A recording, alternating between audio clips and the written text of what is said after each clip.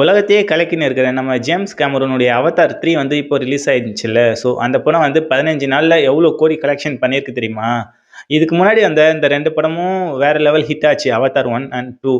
2வது பார்ட் வந்து அந்த அளவுக்கு பெருசா போல. இருந்தாலும் கலெக்ஷன் வைஸ் எந்த பிரச்சனையும் இல்லாம சுமூகமா கலெக்ஷன் பண்ணுச்சு. 3வது பார்ட் ரிலீஸ் ஆகி பட்டி தொட்டி எங்கும் கலக்குச்சு அப்படின்ட்டு சொல்ல முடியாது. ஏன்னா நெறைய பேருக்கு வந்து நெகட்டிவா தான் விமர்சனம் பண்ணாங்க. நெறைய பேருக்கு புடிக்கல. ஃபர்ஸ்ட் ஹாஃப் சரியில்ல. ரொம்ப கதை வள வளன்னு இழுத்து அனுப்புறாங்க. சொல்ல வேண்டிய கருத்த ஒழுங்கா சொல்லுங்கடா டைரக்டர்ன்ற மாரி நெறைய பேர் கேள்வி கேட்டுன்னு இருந்தாங்க. ஏன்னா அந்த டியூரேஷன் டைம் லைன் லென்த் வந்து அதிகமா இருந்துச்சு. ஸோ செகண்ட் ஹாஃப் தான் ஓரளவுக்கு நல்லா இருந்துச்சு பார்க்கறதுக்கு. ஃபுல் அண்ட் ஃபுல் விஷுவலுக்காகவே 3 மணி நேரத்துக்கு மேல உட்காந்து பார்க்க முடியாதுல்ல. ஸோ அதனால கொஞ்சம் நெறைய பேர் எதிர்பார்த்த அளவுக்கு படம் இல்ல ப்ரோ அப்படின்ற மாரி தான் விமர்சனம் பண்ணியிருந்தாங்க. அப்படி இருந்தும் நம்ம இந்தியாவுல வந்து 15 நாள்ல 180 கோடி கலெக்ஷன் பண்ணியிருக்காங்க. உலகம் ஃபுல்லா பார்த்தீங்கன்னா 91,000 கோடி கலெக்ஷன் பண்ணியிருக்கான் அவதார் படம். இது வந்து அந்த அளவுக்கு இல்ல, எதிர்பார்த்த அளவுக்கு அந்த மாரி சொல்லிட்டு இருக்காங்க.